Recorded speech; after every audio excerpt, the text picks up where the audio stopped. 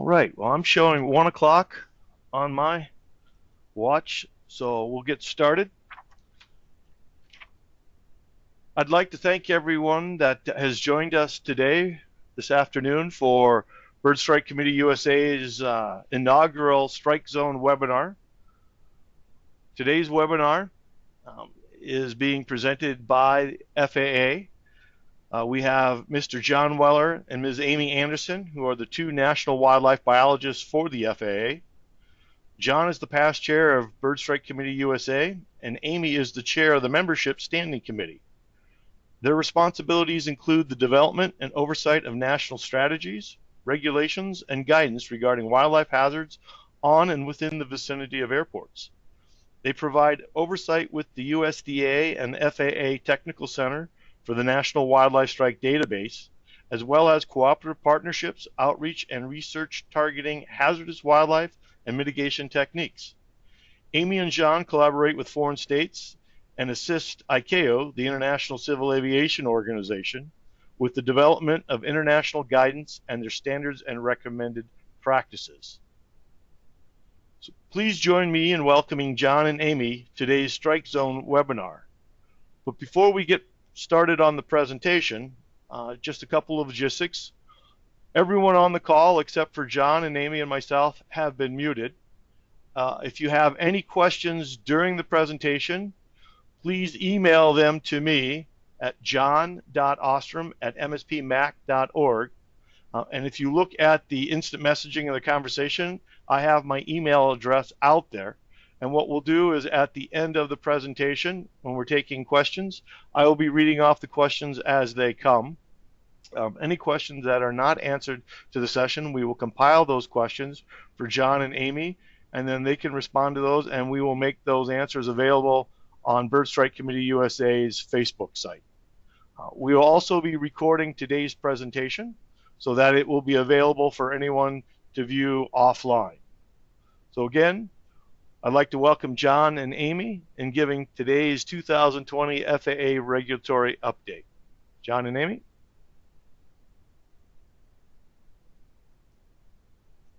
Good afternoon, everyone. Thank you for joining us today for the regulatory update. Sorry we couldn't all be together at Bird Strike Committee this year, but hopefully next year we will see you all. Go ahead and next slide, John.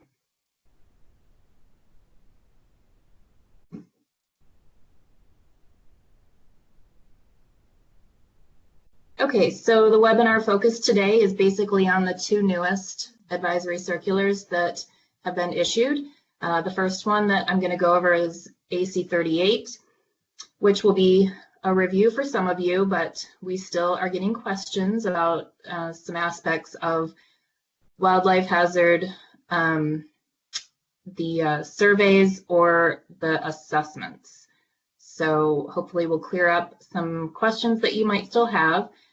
And then John is going to talk about Advisory Circular 33C, which is the latest revision of hazardous wildlife attractants on or near airports. And even though that says it's a draft, it is not. It was actually issued earlier this year in February. And then we will touch on the effects that the FAA has been feeling or noticing due to the pandemic. Next.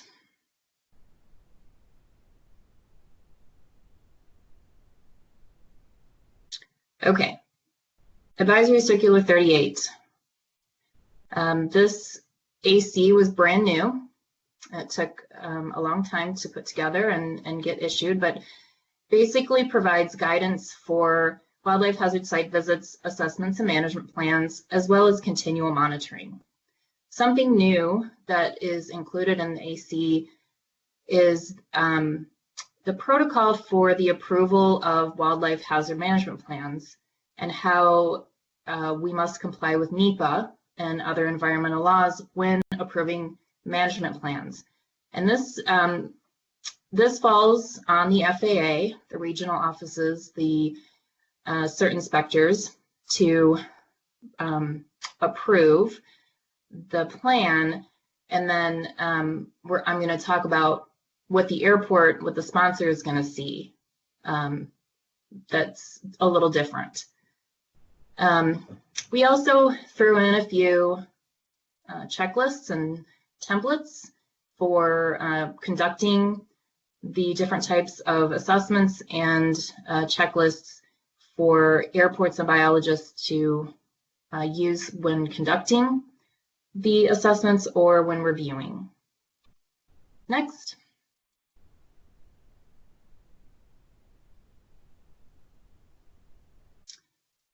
So a wildlife hazard site visit.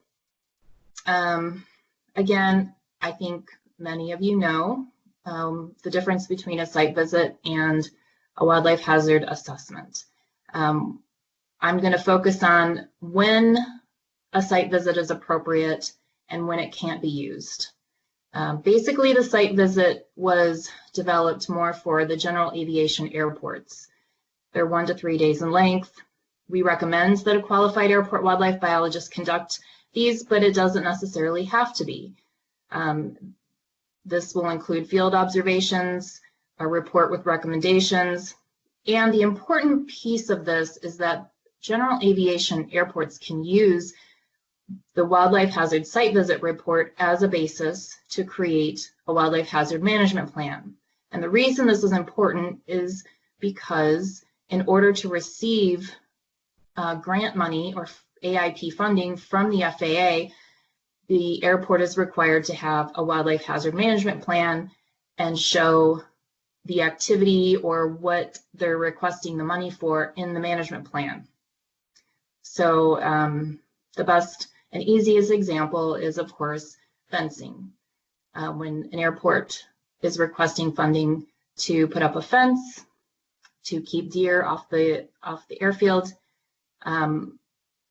the FAA is going to want to see that a site visit has been conducted and a management plan has been prepared. The site visit is more convenient for GA airports who don't necessarily need to do a full 12-month assessment based on the fact that it could just be a fence issue. And there's no need to do a full year survey just to find out that they need a fence. So these are valuable tools for general aviation. For Part 139 airports, they may use site visits to investigate when they have a triggering event or if there are on-site or off-site land use changes that they're concerned about. Next.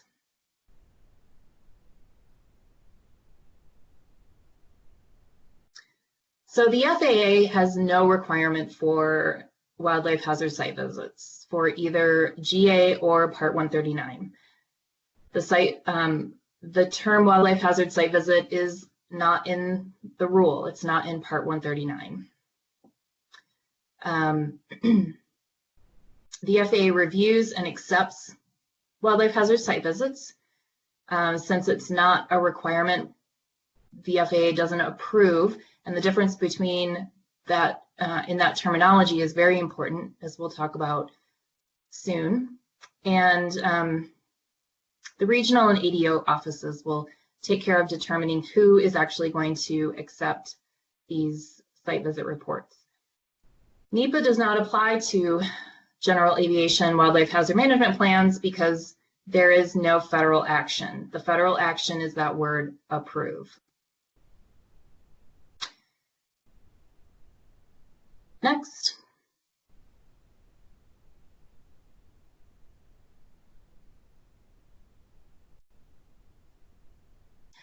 One thing I wanted to mention about the site visits is there is very rarely a reason why a Part 139 airport would conduct a wildlife hazard site visit.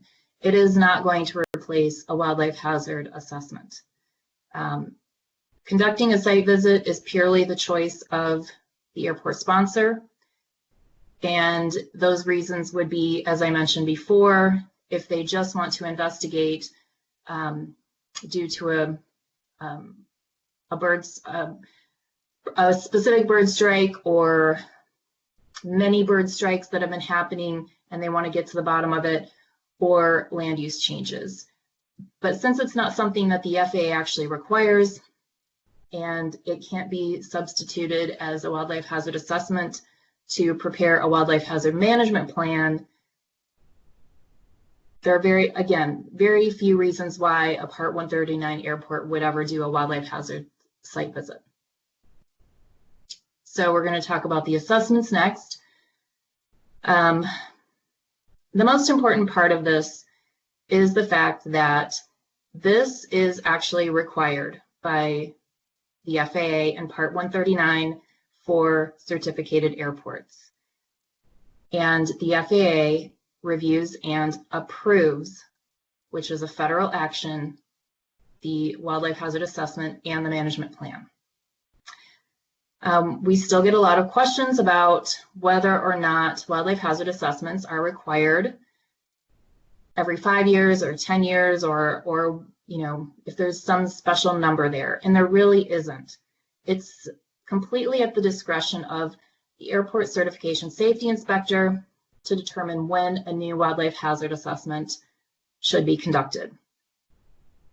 Typically, it has to be a case-by-case basis.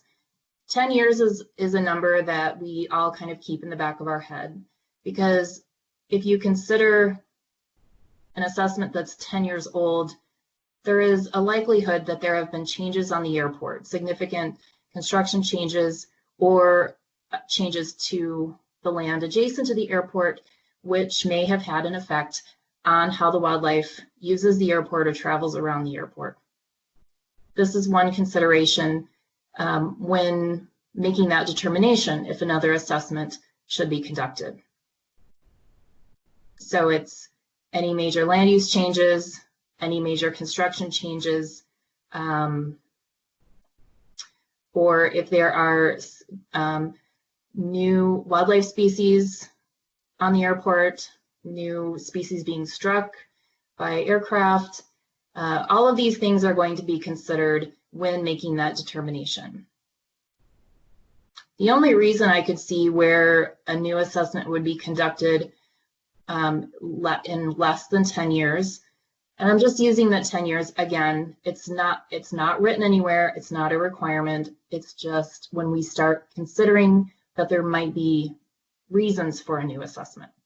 Anything less than 10 years would only occur if again there were significant land use changes, new construction on the airport, new runways, new drainage systems, anything like that that significantly changes the habitat enough that you could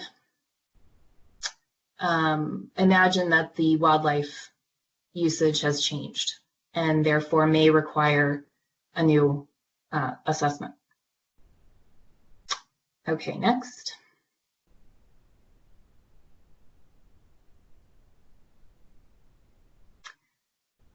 The Wildlife Hazard Management Plan, all the requirements are listed in 139.337. The management plan is the airport's document. They are the ones that should be providing the information or writing this document. A qualified airport wildlife biologist is not required to prepare the document, but it's not a bad idea to have someone who has maybe prepared management plans before, who is familiar with the assessment on the airport, but it is not required.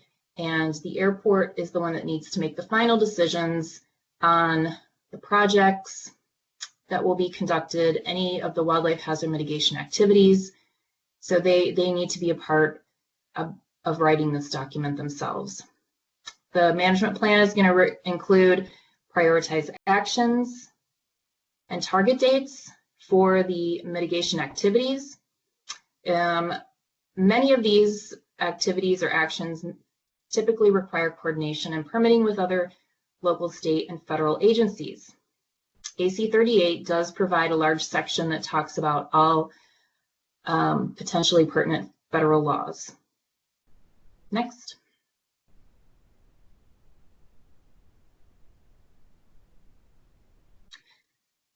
So this is, since AC 38 came out, we've been talking a lot about NEPA in relation to this AC and to wildlife hazard management plans. NEPA is the National Environmental Policy Act, and as a federal agency, making a federal action by approving a management plan, we are required, the FAA is required to comply with NEPA. The interpretation up until AC 38 was that the Wildlife Hazard Management Plan was covered by a categorical exclusion, or a CADX, which is a type of, not permit, but approval from NEPA. And so we had always been, in our past interpretation, had always been complying with NEPA by saying that the Wildlife Hazard Management Plan was covered by a specific categorical exclusion. However, there is a different or new interpretation. It's not new, it just depends on who you talk to, but we have been told that the FAA has determined that the interpretation should actually include NEPA on the elements of the Wildlife Hazard Management Plan. So that means any of those actions or activities that the airport is planning. And so if anything changes in the management plan since AC 38 came out, then the FAA needs to take a close look at that management plan and determine if the modifications to the management plan would require a NEPA review. NEPA does not apply to any administrative changes. So if you're changing names in the document, formatting of the document, those sorts of things, then NEPA review does not apply. Next.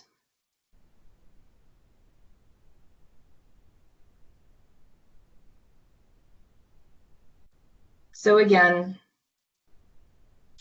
that word approved in Part 139.337, the plan must be submitted to and approved by the administrator prior to implementation.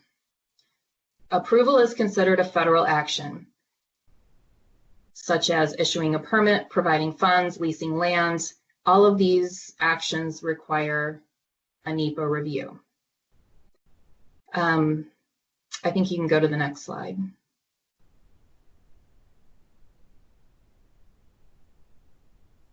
Okay, so we have, John and I have provided training to the regions and to the folks who are going to be looking at these wildlife hazard management plans to determine if there have been any modifications. So that means our environmental protection specialists and our airport safety inspectors are working together to make these determinations.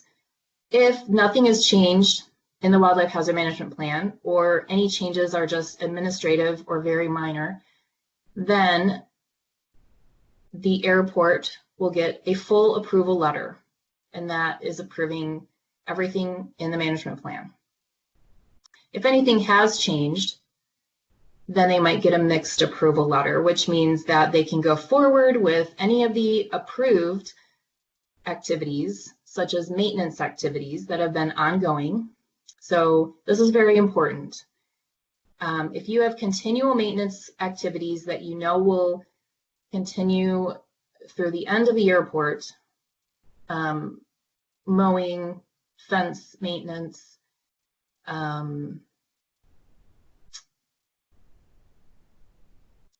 ditch clearing, those types of things, and those have been in your management plan, you want to make sure that they are listed as a maintenance, continual maintenance activity, because that will not trigger the NEPA review.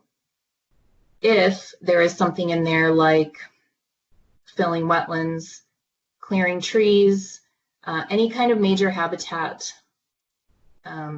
modification, that is going to require NEPA review. And it always has required NEPA review, but usually during the time when you're actually moving forward to get a permit for the activity.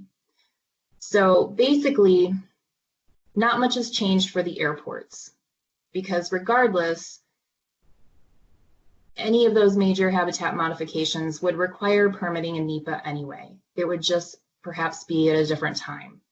So the mixed approval will have a list of activities that are not approved to be implemented at that time. They must receive all of the prior permits and approvals before implementation, which the airport would hopefully do anyway. The things that are a little bit different are if an airport decides to do a ground squirrel eradication, and it's something new that they're adding to their management plan, that, because it is affecting a species, and even if it's not a threatened or endangered species, it's going to require NEPA before it can actually be done. So you want to keep your eyes open for those types of changes.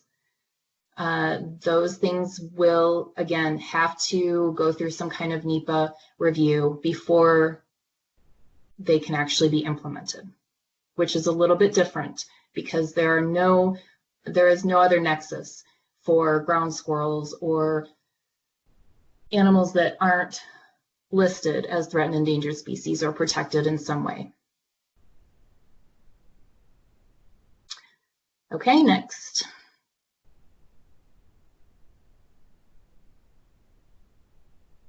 So just a few points to remember. Wildlife hazard management plans are reviewed annually and only changed or modified when needed. Modification of a management plan does not mean complete review of the whole plan, but only those elements affected. So these 2 points are for the FAA to remember. Also, non-substantial administrative changes are not modifications and are not subject to NEPA review. Information on ongoing maintenance and existing management plans are continuing activities and not subject to NEPA review. Endangered Species Act requires consultation with Fish and Wildlife Service if listed species affected by elements that are in the Wildlife Hazard Management Plan. And that's nothing new. That's something that would always have to be done if any of the mitigation actions would affect or may affect a threatened or endangered species. Okay, next.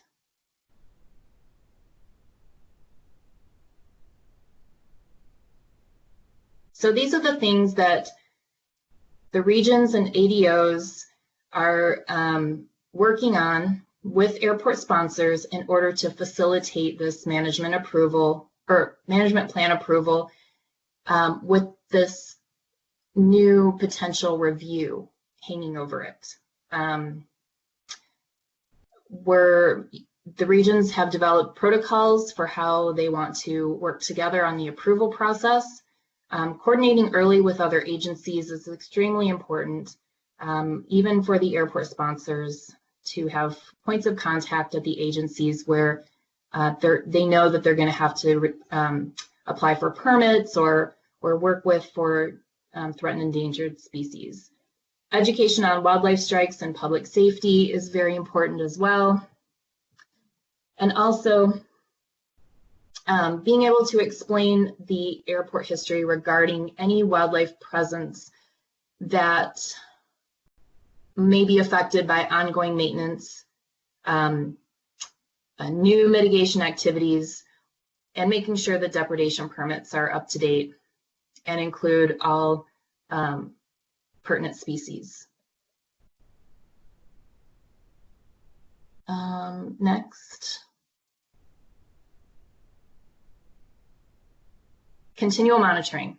I think this is my last one. So we get a lot of questions about continual monitoring. It is a section that was included in Advisory Circular 38. It provides the protocol for continual monitoring once an airport has completed an assessment. It is not required. It is a best management practice, and basically the recommended methodology is similar to conducting an assessment. And data should be recorded and an annual report prepared. So in some cases, continual monitoring could actually be an alternative to conducting a whole new wildlife hazard assessment.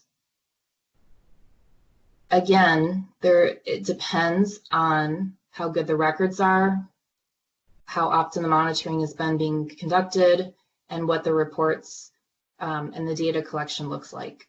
So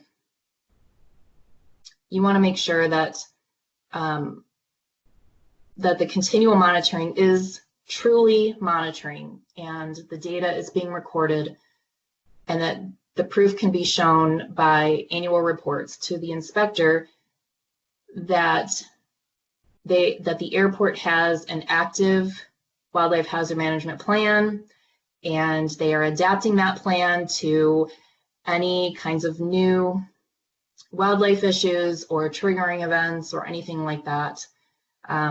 So that's very important. If an airport is looking to replace a wildlife hazard assessment at some time in the future with continual monitoring. And John's, perhaps, is this AC-33?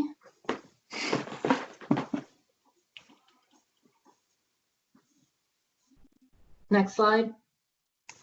First, oh, I was just about ready to say, if it doesn't pop up, then I don't really have to jump in, right, Amy?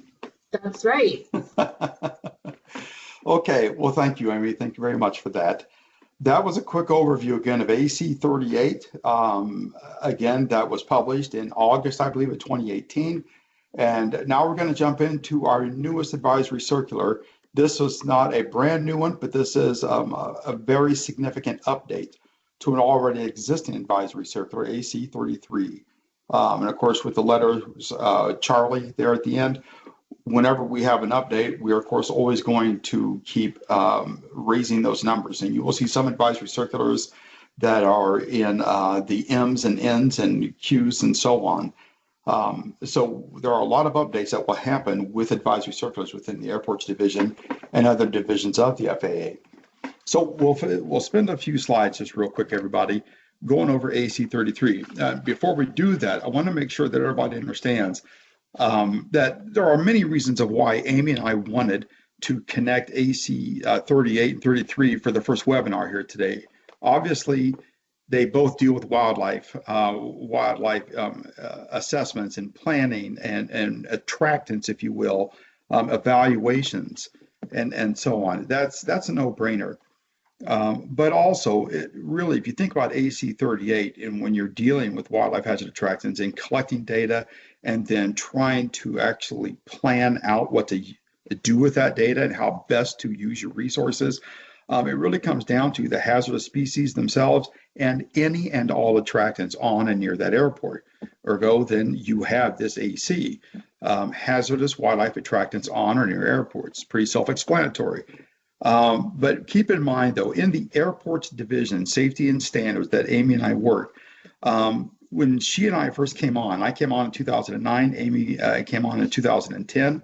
It was right after 1549 had gotten wet in the Hudson River. And at that time, there were 4 advisory circulars in the Airport Safety and Standards Division of the FAA that pertained to wildlife. And that was AC 32, 33, 34, and 36.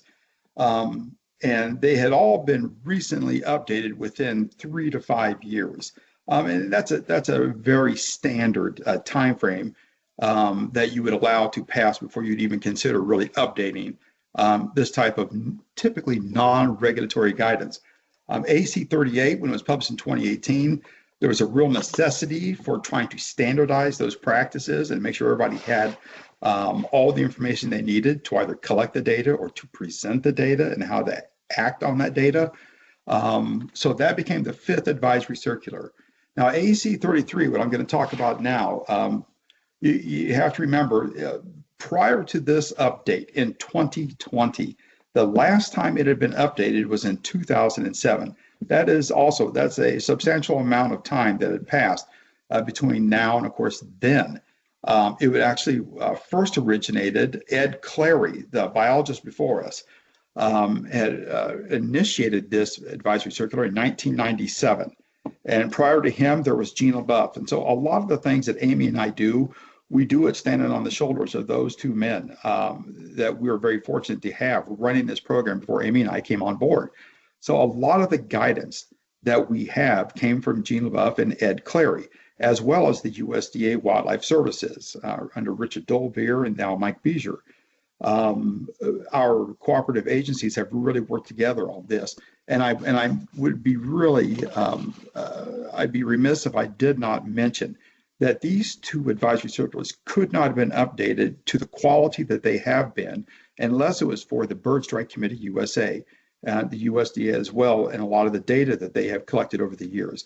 We base these updates on facts, on data, and that data typically comes from research from either the USDA, the National Wildlife Research Center, and or the Smithsonian under the auspice of Dr. Carla Dove, and our own tech center that's in New Jersey. The FAA Tech Center does a lot of research there. And so all of that data becomes the foundation for these advancements in information. Typically, advisory circulars are not regulatory in nature. They are supposed to be non-regulatory guidance. That, of course, should be very clear to most people when you see the title again of this, hazardous wildlife attractants on or near airports. If there are attractants that are near an airport, but they're off airport property, the FAA has no jurisdiction there. And the airport typically has no jurisdiction. That does not mean that we cannot work with local authorities and or state and federal authorities to create change in a positive way when it comes to attractive habitats. So keep all that in mind, please, that for the most part, again, advisory circulars are not meant to be regulatory. That's why we have Part 139.337 for wildlife hazards on airports. So with this advisory circular, in a nutshell, you see 4 bullet points here that are kind of staring you in the face. Those 4 bullet points really kind of give you the high points of what AC 33 is all about. Of course, the recommended, a very strong word there, recommended separation distances for habitat attractants. And then, of course, the habitat attractants themselves, whether that's going to be aquaculturists and agriculture, water management facilities, wetlands, waste disposal operations like landfills, and the list goes on, golf courses and so on. So we give you the best information we can. And what you will see as I go through the updates for AC 33, everybody, is that there's an old adage that goes something like, do the best you can with what you have, do the best you can with what you know. You know more, you do more.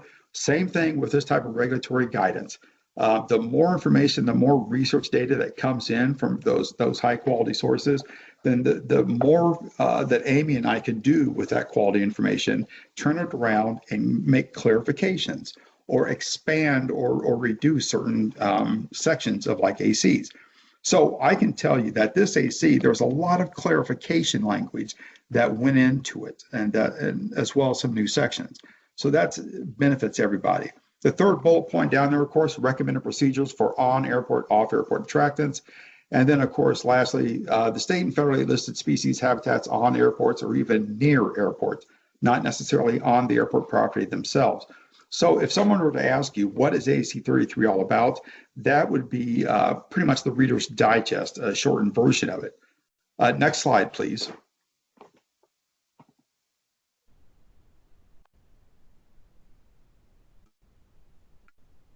The changes that have occurred for the newly updated AC 33C. Again, in a nutshell, what you see here, 4 more bullet points, talking about clarification of the separation criteria. I'll go into more detail with all of these in just a minute. New guidance on land use practices, We went into more depth about the GA airports out there and what their wildlife responsibilities are or could be. And then the last section, the old section number 4, was retitled and reworked. A lot of reworking going into it for airport procedures for off-airport attractants. That's all good and well. Those are the principal changes. Those aren't all the changes.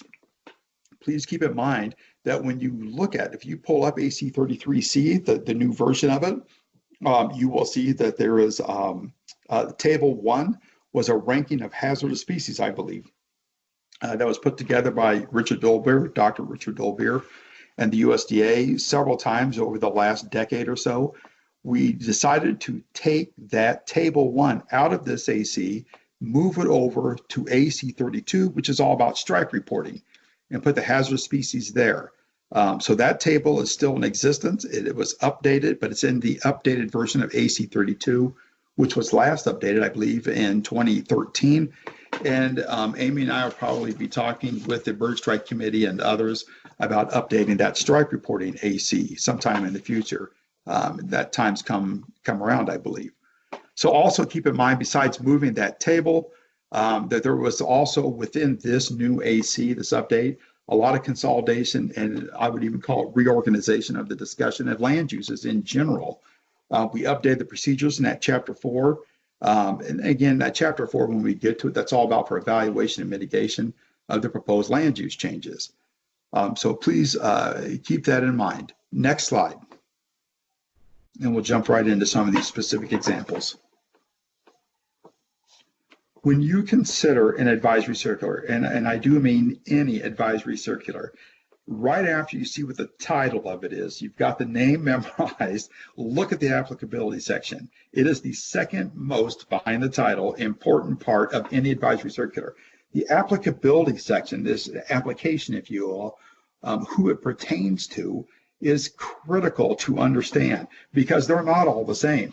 And you will see that even with all of the wildlife, the 5 wildlife ACs, that you would almost guess, I would guess, that the applicability section should almost be identical in all 5 of them, but it is not. It can be very similar, but the out-of-date AC that was updated here, so AC 33 Bravo, the old applicability section had very confusing language in it.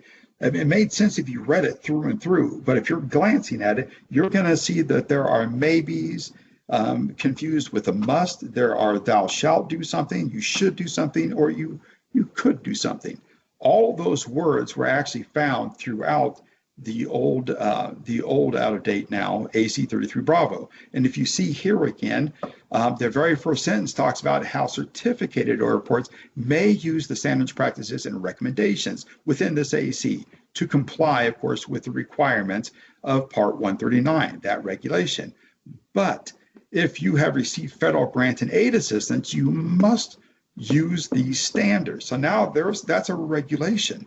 If you're saying they must use these standards if they are beholden to do so because they've received federal grant aid assistance.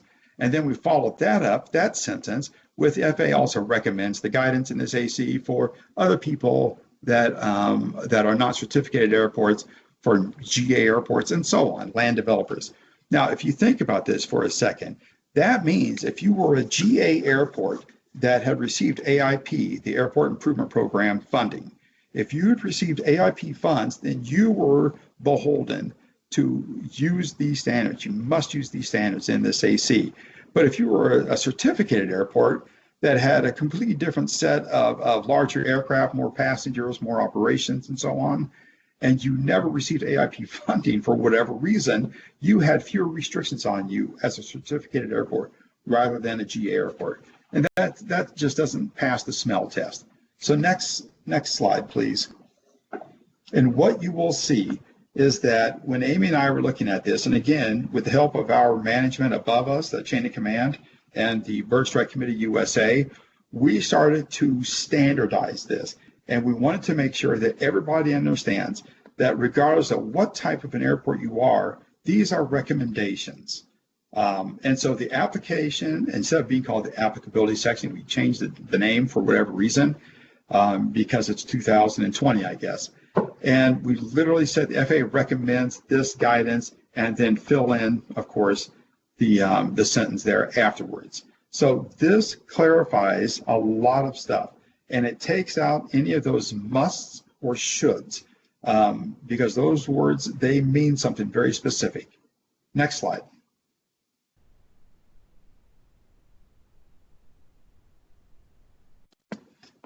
These issues could not have been more clear than when you take a look, of all things, at the very first diagram in the advisory circular. It's an old diagram. It's been in there since 1997.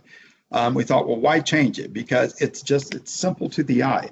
And we're looking at those separation criteria, perimeters A, B, and C. And of course, perimeter A for airports that are serving the piston-powered aircraft, wildlife hazard attractants must be 5,000 feet from the nearest air operations area.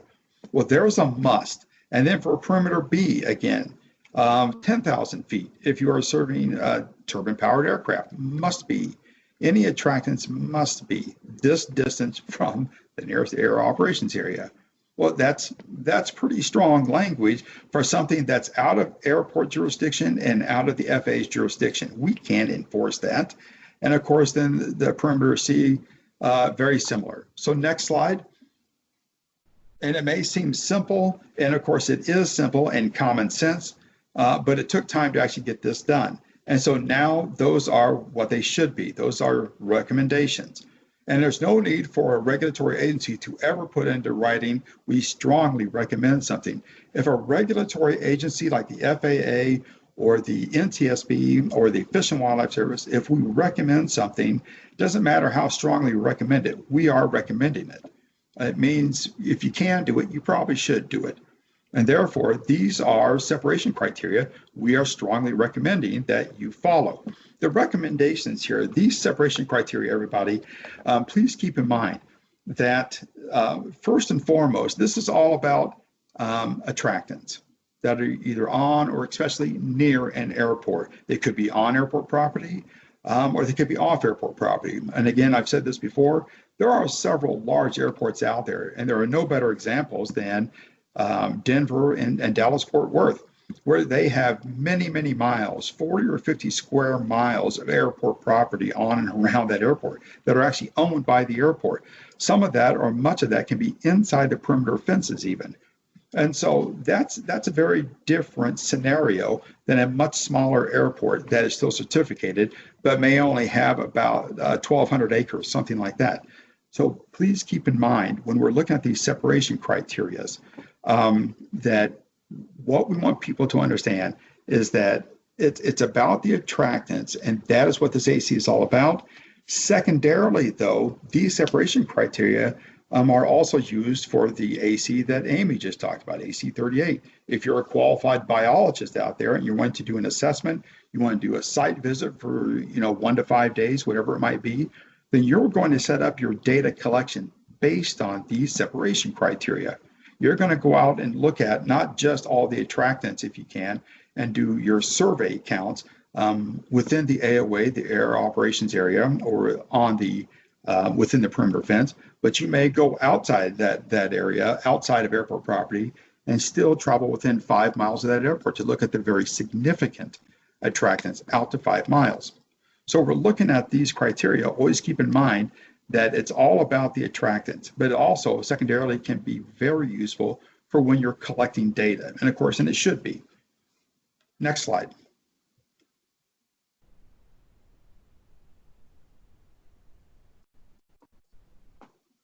So we jump right into chapter 2.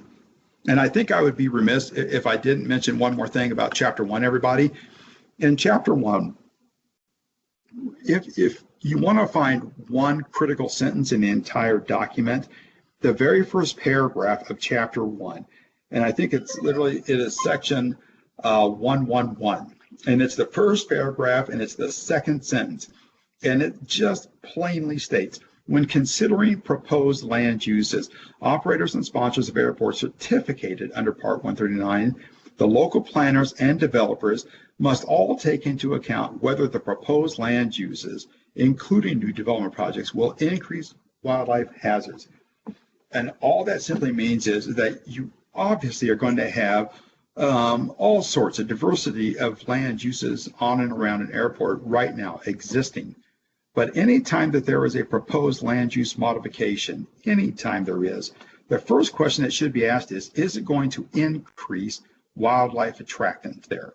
And if it's not going to increase it from what it already is, if it's a reduction, even though it could still be an attraction, if it is a reduction in attraction from what is currently there, that is at least some level of improvement. And people tend to forget that sentence in section 111. So it's one of my favorite sentences out there. So for chapter 2, real quick, AC 33, chapter 2, very quickly, this, of course, is all about those habitats. And we have really hit hard on some of these, such as wetlands. Some wetlands may not be as attractive as others. We modified this, Amy and I did. We definitely want wetlands to be considered on a case-by-case basis. And that should be understandable. The caveat here being that there has to be consideration given to whether the wetlands, the size of them, the shape of them, the location of them, distance from the operations area, and whether or not even if there's open water there. Because a lot of times wetlands can be, specifically if you think of Minnesota, for instance, there's a lot of saturated soil wetlands out there. Same thing with down south and I think out in California as well. And so saturated soil wetlands are not nearly the attraction, of course, that open water wetlands are that have standing water, ponds, large oval-shaped or round-shaped areas that are easily visible from the sky from waterfowl. And so, again, in the old days, you do the best you can with what you had. And so it used to be all agriculture is bad, all aquaculture is bad, all wetlands are bad, and so on and so on. But the more data we have gotten over the years, based on this research, it's peer reviewed, we can start to parse this out and get more specific. And again, that benefits everybody. Same thing for dredge spoil. We wanted to make sure people understood that with dredge spoil, whether or not there's going to be a high level or low level of invertebrates within the dredge spoil, based on the research, that has to be a case-by-case basis. Same thing with livestock production. We added language that livestock can actually be grazed on airport property. It sounds maybe kind of crazy or counterintuitive, but if you think about goats, as in the picture here, that are cutting back a lot actually on mowing costs, then as long as they are separated, physically separated by some type of barrier from any place where there are movement areas, then that can be acceptable depending on how they're fed and how they are operated. So again, that's pretty neat. Next slide.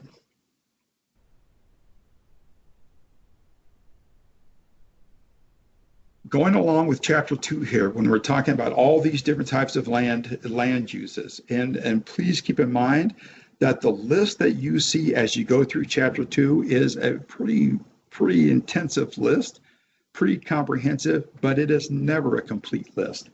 There are all sorts of attractants out there, I'm certain, that we haven't thought of very often, where it can be very unique and unique situations with unique airports, with unique operations area, and so on.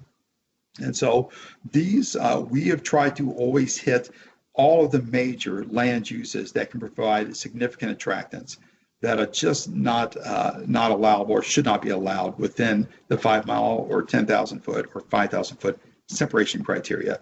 So again, in chapter 2, we added a lot of language. Instead of it being a paragraph about aquaculture, the whole new section expands to now well over a page just on aquaculture. And because of that, if you think of this, it used to be, if you read the old language or if you read the old language in AC 33 Bravo, the aquaculture really just pertained to freshwater aquacultures, if you will. And Amy and I, we worked very closely with NOAA on this and with, again, researchers. And working with NOAA, they were very happy with the new language that we've inserted here because we have parsed this out from freshwater to marine. And not only from freshwater to marine, but then in the marine, the maricultures, they like to call them. In the maricultures, it's not just one big type of a fish farm, if you will, because maricultures often involve either finfish, of course, or shellfish, or even the plant maricultures. And each one of those can provide either a significant or varying degrees of no attraction. For instance, a plant miracle kelp and so on, there's no attraction for hazardous. There really isn't. There's no data on it. Shellfish is questionable, but just depending on this and how actually goes, shellfish can be a very compatible, operation, if you will. Even though it may seem counterintuitive, it just depends again on how the operation is. But for shellfish, if you're looking at oysters and clams and so on, then with the shellfish, a lot of times they provide more of an attraction because of the, if you see the small picture where there are little squares all through the image there, those are the cages where you may have the shellfishes like oysters, and they provide perches for gulls and so on. So that may not be pretty smart.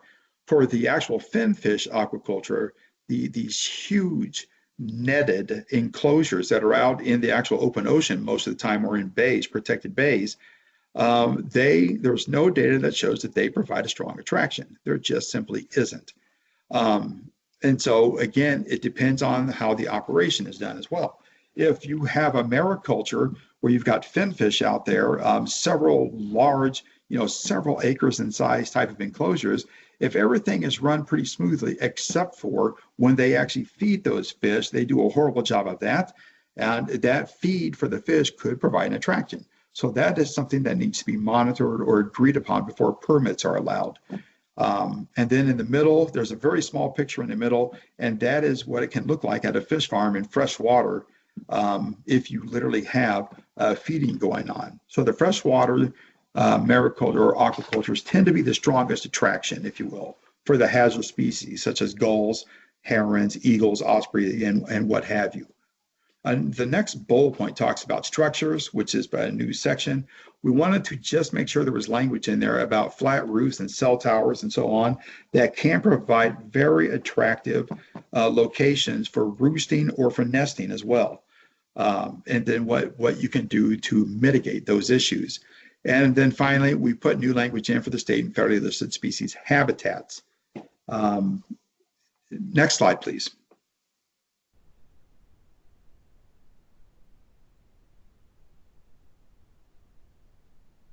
Chapter 3, as you see here, I guess I like the number 4 when it comes to bullet points. I always tend to go with 4 for some reason instead of 3 or 5. Chapter 3, we added wildlife language in there about what we would expect from the GA airports out there and from even the certificated airports, specifically about site visit language and even about assessments. Amy went into detail about that, so I'm not really going to cover it here. But again, chapter 3 is really all about these procedures, and also not just procedures for what to do and who does what and who has what responsibility, but also about operational notifications. And we, of course, enlarged that section on state and federal depredation permits and about those T&E species in general. So with GA airports, just to go back memory lane here real quick, and I'll finish this up. If everybody remembers that after 1549 went down, and all of the, the FAA was looking at all of its guidance for wildlife, and at the same time, the NTSB was looking at our guidance. They gave us a recommendation that said that the language in AC 33 Bravo at that time was a little too confusing, and that there could be an interpretation there because some of the old language was conflicting, or could be considered conflicting if you did not read it in its entirety. The recommendation was that the GA airports, it seems that any airport, whether certificated or GA, if they had wildlife hazard attractive habitats within 5 miles, they should consider doing a wildlife hazard assessment. And that was not the intent of that language at all. And again, if you read all the application section plus chapter 3 at that time, you would see that it would make sense. But because it could be confusing at times, we were given our marching orders to consider having assessments or site visits for all those GAs. So at that time, Amy and I were looking at this with our chain of command, and it appeared that we were going to have a waterfall literally out of the 2,833 general aviation airports at that time in 2009 and 10, we were going to have to set it up based on their number and type of operations they had, how we wanted them to do site visits. The largest of those, maybe 150 to 200 or so, we were going to recommend that they all do assessments. And then the rest of those 2,700 or so airports, they needed to do those GAs. They would have to do site visits. So that was what we called the waterfall. So in 2010 through 2012, we updated this advisory circular at that time. But there was so much discussion about the involvement of NEPA and how we wanted to move forward, and how NEPA is going to be involved with all just general aviation airports, whether or not they did site visits, of course, or full-blown assessments, and what the requirements there, because there was no approval process. There is no approval process for GA airports. It's an acceptance letter. That's all it is. And that does not trigger NEPA for the most part. We decided to hold off on the update for this advisory circular for several years. And then after about 3 years, Amy and I, we dusted it off and got back into updating it even further. And so it ends up that, yes, indeed, we are still within this AC. If there are justifications beyond just having a triggering event, if there are justifications for an airport, regardless of what it is, to do an assessment or a site visit, then by all means they should. But especially with the GA airports, as Amy had said, if they conduct a site visit, let's say 1 to 5 days, whatever it might have been for that site visit, they could also create from that site visit an abbreviated wildlife hazard management plan. Now, the GAs are allowed to do that with the site visit. Certificate airports are not. They need a full-blown assessment, of course. But that's incredibly beneficial for those GAs out there to create a management plan, a working document, if you will, based off of a site visit. And we would much rather that they do that than not have a site visit and not have a blueprint on how to move forward, on how best to mitigate those wildlife hazards. Now, another one of the bullet points here, the operational notifications for wildlife hazards. We put in this section, very specific language about NOTAMs and about ATIS, and also then, of course, about PIREPs, the NOTAMs, the notice to all to airmen. If you're not familiar with ATIS, I think that's automated terminal advisory system. And those are immediate, quick notifications out there for the pilots as they're using different airports. And the PIREPs are the pilot's report. And that's when the pilots are specifically providing information on possible wildlife hazards that they have observed. We decided that we wanted this document to benefit as many people as possible. So we put in new language on those notifications types. And then, of course, on the section on the state and federal depredation permits. Again, we wanted to clarify as much as we could. And so we put in language for the different types of orders that the U.S. Fish and Wildlife Service has provided. Those regulatory orders for, let's say, like blackbirds, for instance. There's an order for those, for Canada geese as well, when they are within a certain distance from airports, but off airport property. So use this AC as a reference guide, of course, when you're trying to find those orders with that information that can help you mitigate hazards that are nearby, but actually off airport properties. Okay, next slide.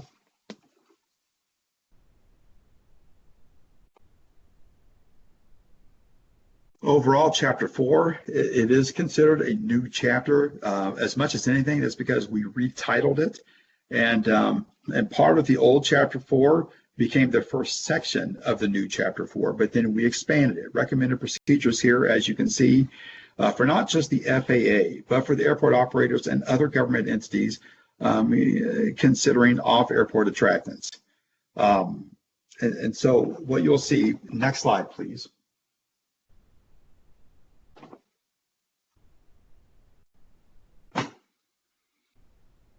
Overall, there is a very simple process that goes through everybody's mind whenever there is a proposed land use change near an airport.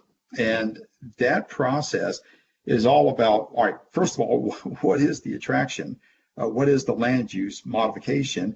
And then you start asking yourself all sorts of other questions. You go down an entire list of what it is, where is it, the size of it, and of course, how it actually is operated, how it is designed. These type of questions should be first and foremost. And these become very, very instrumental, especially when there are buildings involved, such as a fully enclosed garbage disposal building, if you will. Is it fully enclosed, or is it partially enclosed? Such things.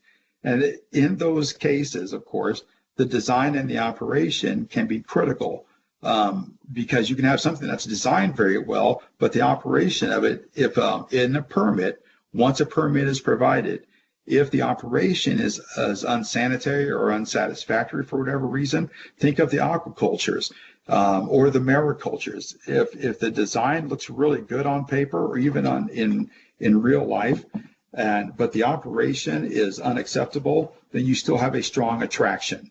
Literally, because just one component of that entire land use change is unacceptable, and then you can have a hazard that's created. And so if you look at the next slide, please, you have these first 5 little bullet points, if you will, for reviewing land use changes, and then you add in those first 5 with these different protocols for monitoring, mitigation, and communication.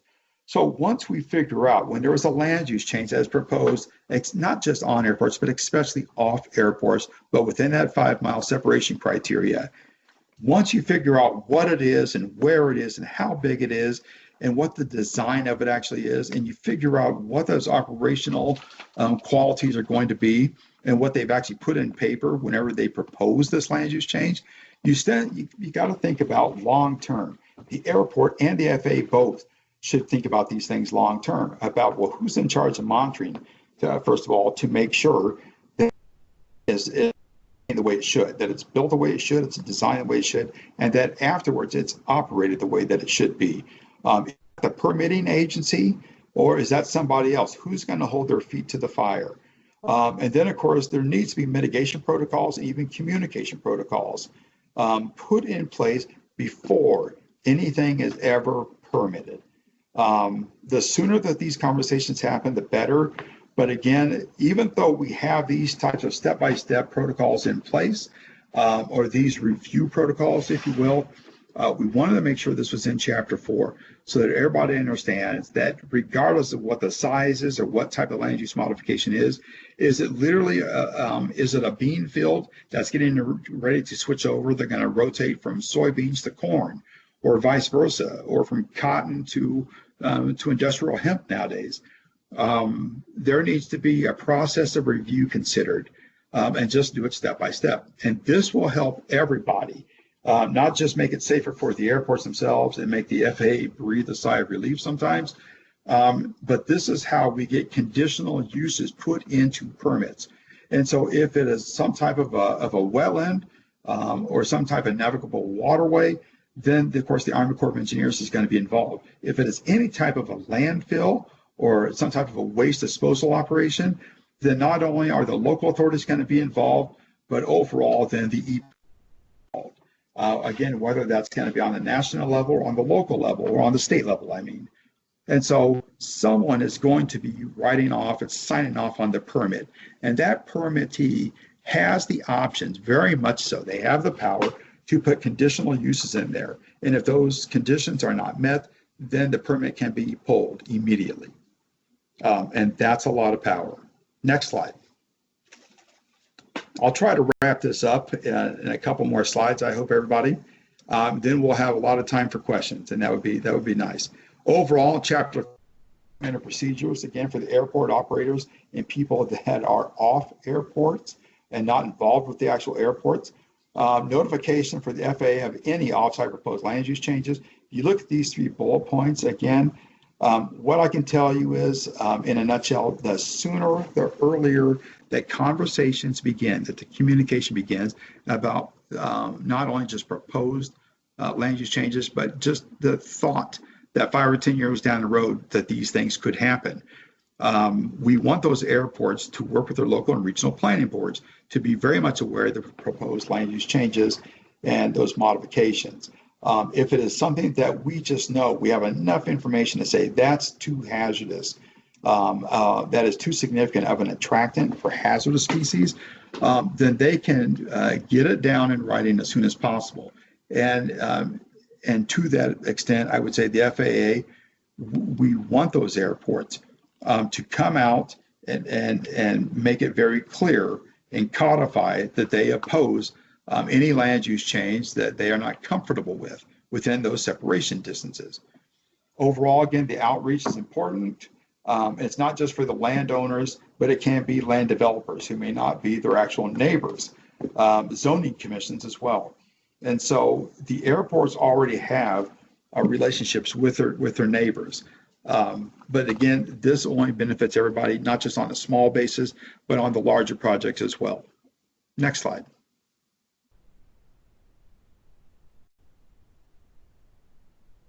The takeaways from all of this, I think I've already said the bullet point number one there 4 times already.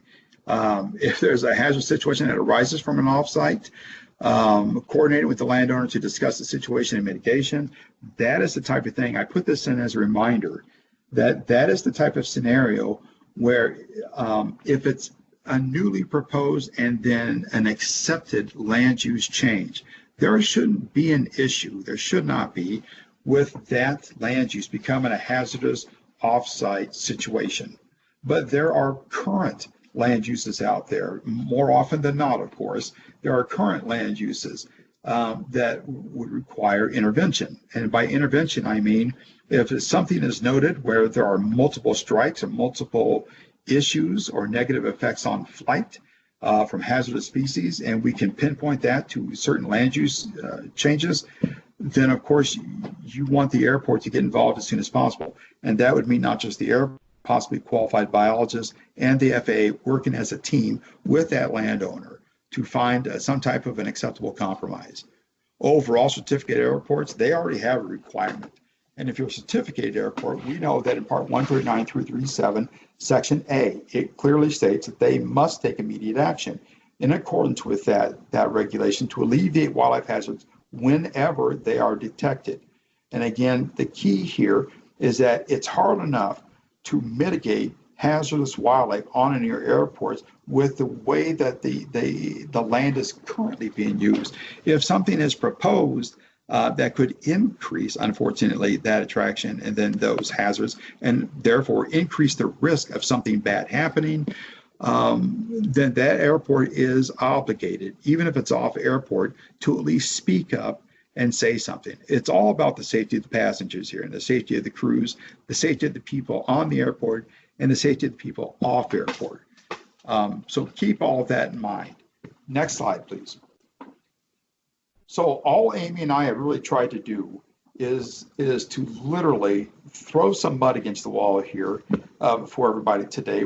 And you can use this presentation, I think, John Ostrom, they can use this presentation as a bit of a resource. There's nothing better than these 2 advisory circulars themselves, but we have time now, and I'll wrap up my section. And Amy and I, or other people, John Ostrom, yourself, we will do our best to answer your questions if you have any. I really appreciate your time. Thank you. Thanks, John. Thanks, Amy. Appreciate the presentation. Now we're into the Q&A. For those of you on the call, if you haven't seen in the chat, there is my email address. So if you have any questions that you would like John or Amy to address, please shoot me an email and I will add it to the running list that we have going right now. So John, Amy, first question we have up. By leaving it up to the ACSI, how do we maintain consistency between inspectors, airports, and regions with determining when a wildlife hazard assessment should be conducted? And why isn't there a national standard for how to facilitate wildlife hazard management approval? Oh my.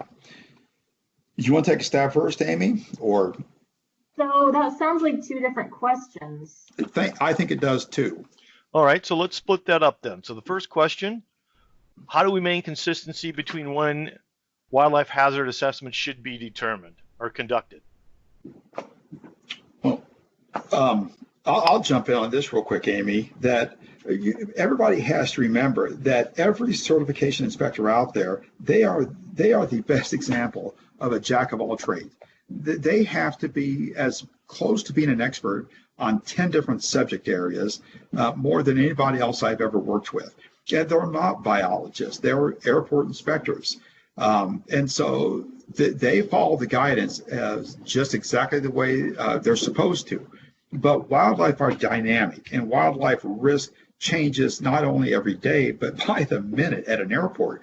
And so those hazards, they can be seasonal, they can be diurnal, nocturnal, and so on. Everybody knows this. And so that is why when Amy was talking earlier about the shelf life of wildlife hazard assessment, it is very hard to for a regulatory agency to say you will update all of your wildlife hazard assessments every 5th year.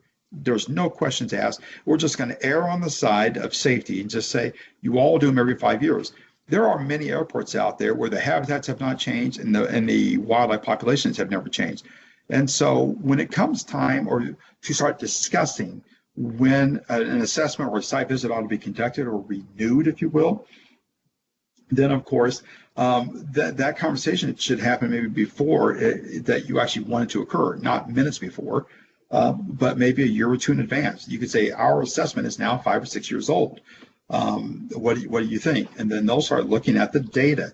The airports ought to be looking at the data, and it should be data driven for the most part. Are there land use changes that as a whole have modified enough the overall, the habitat around an airport over the last few years that it makes sense. You can justify that because there's only so many resources that an airport has. And so the FAA, we understand that there are obligations for the airports to create safety out there. That is why they review, we regulate that they review their management plans every year. And if you're monitoring your triggering events as you should be, and then reviewing your management plan every year as you should be, then you don't need to do your assessment every year. That's why it is on a case-by-case basis. Okay. So then the second follow-up or second question, which is indeed a different question, why isn't there a national standard for how to facilitate wildlife hazard management plan approval? Well, I would say that there is a standard. We're interpreting it the way I described in the presentation, and we have trained the inspectors and the environmental protection specialists what they're looking for. It's as standard as it can be when it depends on what the airport is planning on doing in the future. And NEPA is pretty standardized. So, but it's not going to be the same at every airport. And that's because every airport is doing something different. Yeah, Amy, I 100% agree with that, 100%, because she and I, we've seen enough management plans where they may have one page of action items that cover everything from the habitats to the mammals to the birds and so on, or they may have 5 pages of action items on there. And so how could you have something that's more standard than what we've just created in AC 38 that addresses all of that? Okay. Next question. What was heard by the caller, can you confirm that an airport can also use a site visit to determine whether a wildlife hazard assessment is necessary? Go ahead, Amy. Well, the only time that I just can't think of any with the triggering events necessary, because either the airport is required to do an assessment or they're not, or we're recommending that they do an assessment. I guess maybe after I don't know, John, can you think of any? Well, yeah, because the reason why, again, AC 38, we have clarified about site visits, about what they actually are and how they can be used. Because historically, our predecessor, Ed Clary, he had airports use them whenever a triggering event happened. Now, even though the regulation 139337 specifically says when you have a triggering event, you must, if you have a management plan and an assessment already done, you must review your management plan. But if you're in an airport that does not have an assessment yet, in theory, good night. If you are a class 1, 2, or 3, and there are 4 classes of certificated airports, if you were class 1, 2, or 3, and you had a triggering event, you are required to do an assessment.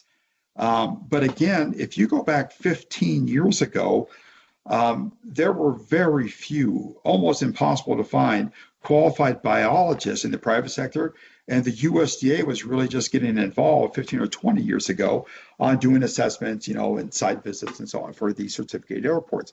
So whenever there was a triggering event that happened, I remember that Ed Clary would recommend that they would do a site visit, because there just weren't a lot of biologists out there, again, 2 decades back, to do these assessments.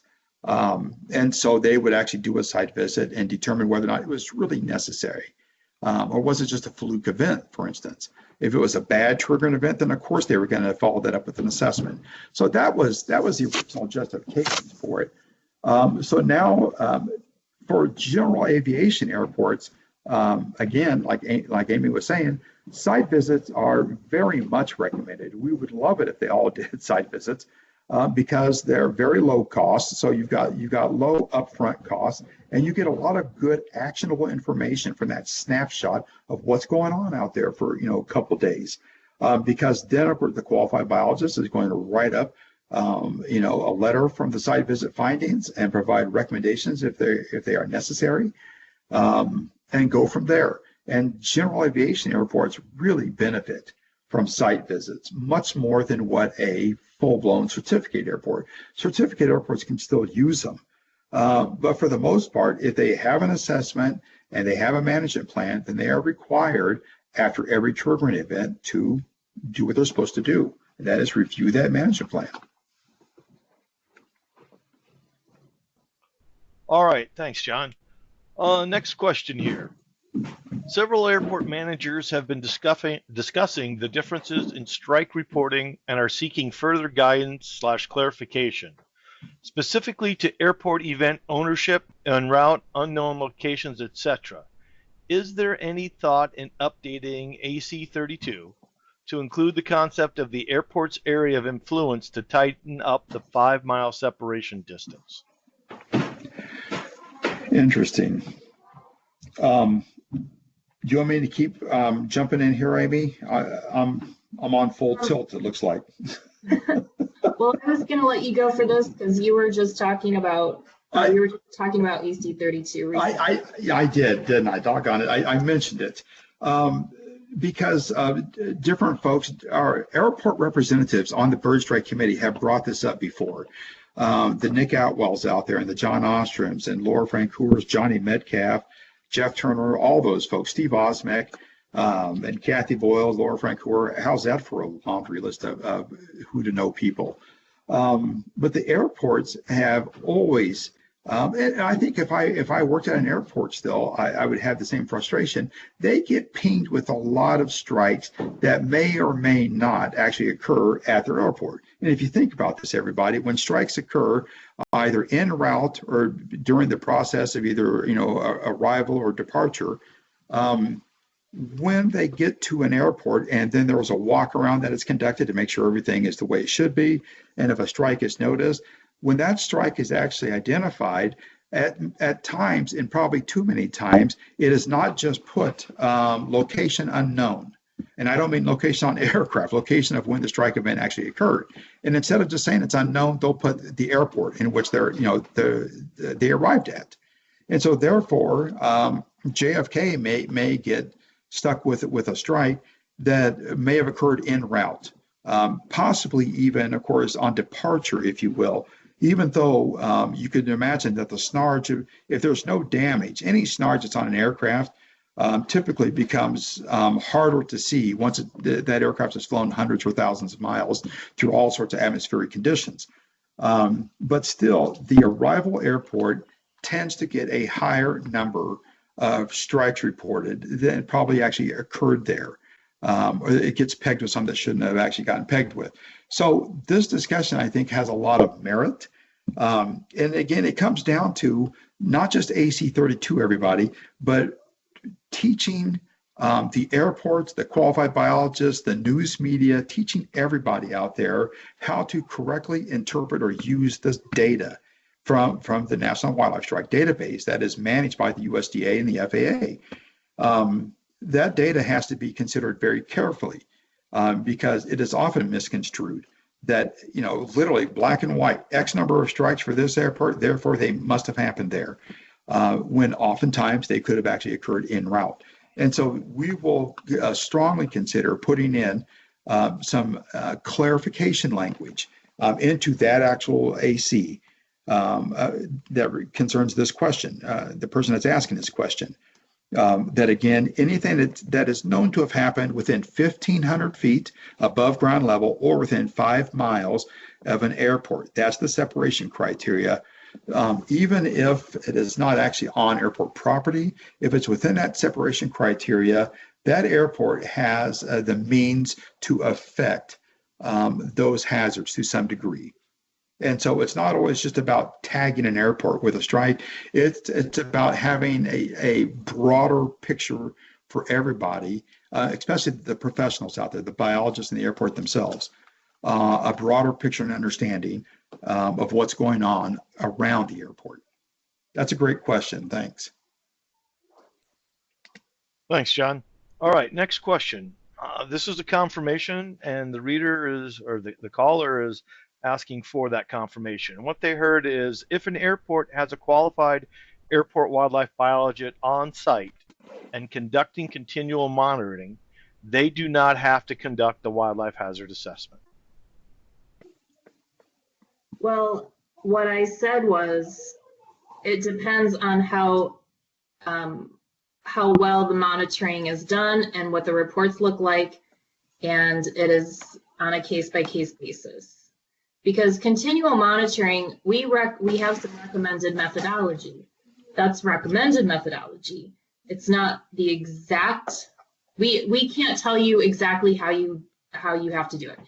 If an airport or a biologist says, well, we're gonna do it this way, and it's a good alternative, we still have to review that and make sure that they have collected the data, the minimum amount of data, and have put it into a report that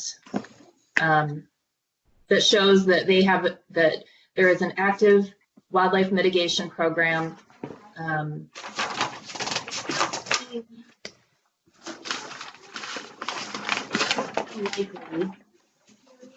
If you have continual monitoring, we would accept that instead of having to do a full 12-month assessment. But I'm only saying that, it would have to be reviewed first, the protocol, because believe it or not, there might be some people out there who are trying to cut some corners and they call it continual monitoring, but there's no records to be reviewed, there's no reports to be reviewed. So it just depends. Okay. Thank you. Next question. While visiting GA airports, pilots have mentioned that they are reluctant to report strikes because they are afraid that their insurance will be affected. Has FAA encountered this hurdle? Oh my. This seems to be a bigger issue, or has been I don't want to say, let me rephrase that, not a bigger issue, John, but the discussions of when insurance comes into play has been more active internationally than it has in our own United States. And to be honest, the insurance companies out there have made it very clear in their inaction towards wildlife hazards that it has to be a catastrophic event, such as a 1549, where they lose the aircraft itself and the engines, and thankfully not the loss of life, but it has to be a catastrophic event for them to request, modifications or changes, and that really hasn't happened. The changes that have occurred again by our regulatory agency typically come from reviews from the NTSB and the ICAO, the International Civil Aviation Organization, or based on our own desire to just keep improving and keeping safety current with the current data. And so it's, as far as I know, it's not based, almost never based on the insurance companies themselves. Every strike should be reported. The not reporting a strike is, I hate to use the word negligent, but I think I will, because that's lost data and that's safety data. And whether we're talking about runway incursions or FOD, observable FOD, foreign object debris that's on the runway, or wildlife, because wildlife, as we know, is nothing more and nothing less than smart FOD. It's FOD that moves around with feathers and fur, sometimes scales. And so I got to tell you, not reporting a strike does not help anybody. And it does not take 20 minutes to report a strike. It can take you 5 to 10 minutes to report a strike. And the ripple effects benefit everyone. Especially, it just improves safety. You can't manage what you haven't measured. That old adage, well, it's true. And so those reports should always come in, and it will help that airport out, big or small. Sorry, Amy, I just jumped right in on that. No, thank you. All right. Thank you, John. Next question. Does approval of the wildlife hazard assessment by the FAA mean that the recommendations are approved and required? Can you say that one more time? I'm sorry. Sure. Does approval of the wildlife hazard assessment by the FAA mean that the recommendations are approved and required? No. The recommendations made by a qualified airport wildlife biologist, the recommendations. The airport is the one that has to determine whether or not it is feasible financially, permit-wise.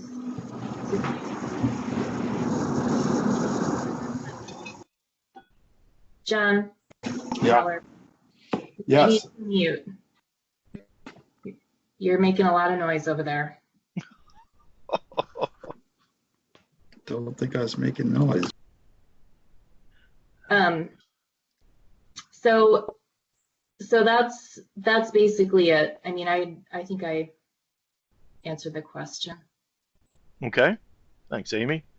Next question. Does NEPA apply to the wildlife hazard assessment? No, because the wildlife hazard assessment the airport isn't stating that they're going to be implementing anything. The wildlife hazard management plan, the language in Part 139 says that the administrator will approve the plan and the implementation of the plan. So when it's talking about the airport actually conducting these activities that are in the plan, that is what triggers the NEPA. Okay. Well, John, Amy, that is our last question of the afternoon.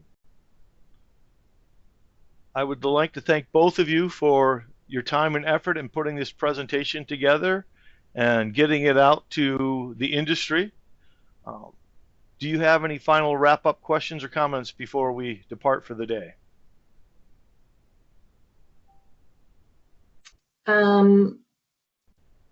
I don't think so. I mean, we're happy to receive more questions if anyone thinks of anything or just didn't get a chance to send in their question. Please do. And if you need us to reiterate anything that we've already answered, if I wasn't clear enough or just left you with even more questions, we're always happy to answer the best we can. And John, do you have Well, yeah, all I would add, Amy, is that I am ecstatic that we were able to have some really good dialogue going on here today. And as you just said, let's continue that dialogue through emails or questions straight to the Bird Strike Committee USA. Nick Atwell is the new chair of the Bird Strike Committee, and Craig Quick from GE. Nick's out there in Portland, and Craig Quick represents GE Aviation Engines, and he is the vice chair now of the Bird Strike Committee. And I mentioned that because the Bird Strike Committee itself, they've got a Facebook page and they've got a website. And if anybody has any questions, or if anybody has some ideas that it's probably always time to update, the what do you know section, that Q&A section that gives, updated information, of course. If anybody has ideas on the subject matter that needs to be included in that can benefit a wider audience, then send us the emails to the Bird Strike Committee or to the FAA, and we'd be more than happy to answer those questions and to provide that information to a wider audience. Overall, we have 2 ACs that have been recently either published for the first time or updated in 38 and 33. And the other ACs that are out there, if you have any suggestions or concerns or questions about AC 36, about the qualifications of wildlife biologists and training, or AC 32 about wildlife strike reporting, if you have ideas about those that might improve those documents, then share those ideas with us, and we'll go from there. So thank you. Thanks, John. Thanks, Amy. And just one reminder, if you have any questions that they weren't answered, again, reach out to John or Amy directly, or if you reach out to me, we'll get those questions to them and make sure we get answers to you. Thank you again for your time this afternoon, and I hope you all enjoy the rest of the day. Thank you. Okay. Thank you. Cheers.